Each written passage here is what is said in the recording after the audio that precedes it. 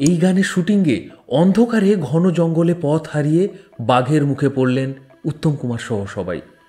Launch দিক হারিয়ে ভুল পথে চলতে লাগলো। কেবল বাঘ বা কুমির নয়, অচেনা জায়গায় ডাকাতের ভয়ও সবার মধ্যে ভিড় করে এলো। কিভাবে উদ্ধার হলেন? তখনই বাঘ ডেকে উঠল। শক্তি সামন্ত পরিচালিত দ্বিভাষিক ছবি অমানুষে কিশোর কুমারের বাংলায় একটা বিখ্যাত গান ছিল এবং হিন্দি ভাষায়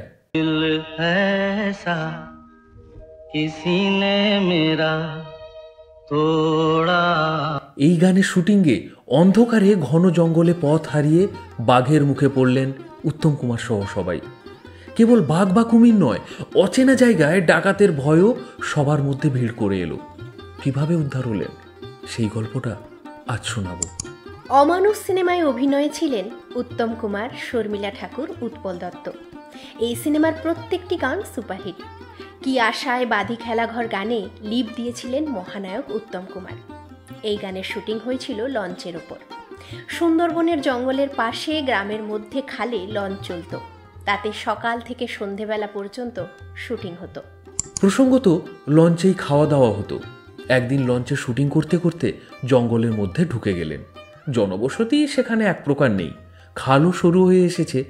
এমন সময় সূর্য ডুবে অন্ধকার নামল।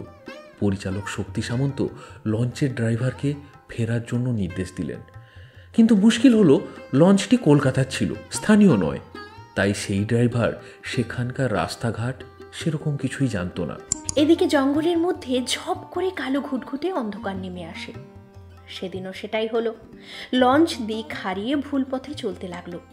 একবার লঞ্চটাকে অন্যদিকে ঘোরাতে আরও জঙ্গলের ভেতর ঢুকে গেল। লঞ্চে উপস্থিত মানুষজন তখন জানলার পর্দাগুলো ফেলে দিলেন। ঠিক তখনই বাঘ ডেকে উঠল। সবাই ভয়ে প্রমাদ গুনতে আরম্ভ করলেন। এমন সময় উৎপল দত্ত টাইগার পতৌদির নামে শর্মিলা ঠাকুরের সঙ্গে মজা করে উঠলেন। রিঙ্কু, তোমার শ্বশুর বাড়ির দেশে এসেছি, টাইগার তোমাকে ডাকছে ডিনার খাওয়াবে বলে। শর্মিলা ঠাকুরও কম যান না, তিনিও হেসে বললেন, শুধু আমাকে না, আপনাদের সবাইকে ডাকছে ডিনার খাওয়াবে বলে। এদিকে অন্যরা সবাই তো ভয়ে চুপ আছেন। উত্তম কুমার একপাশে বসে গুনগুন করে গাইছেন এবং পরিচালক ওপরের ডেকে বসে আছেন। হঠাৎ একপাশে ক্ষীণ আলো দেখা গেল। সে আলোর দিকে এগোতে বোঝা গেল সেটা হ্যারিকেনের আলো। লঞ্চের সার্চ লাইট জ্বালাতে একটা ছোট্ট চায়ের দোকান দেখা গেল।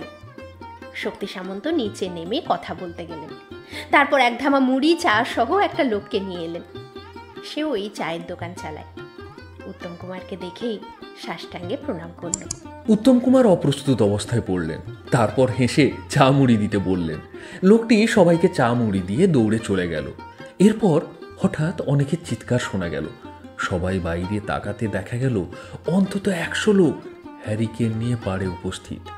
সবাই উত্তম কুমারকে গুরু গুরু বলে ডাক শুরু করলো। সেই অবস্থায় উত্তম কুমার তাদের খুশি করতে ডেকের ওপর দাঁড়ালেন। সবার অনুরোধে উত্তম কুমারের মুখে সার্চ লাইটের আলো ফেলা হলো। সবাই উত্তম কুমারকে দেখে হাততালি দিয়ে উঠল।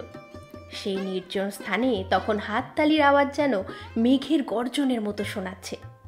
ওই হাততালিতে বাঘের আর আওয়াজ পাওয়া গেল না, বোধহয় পালিয়ে গেছে।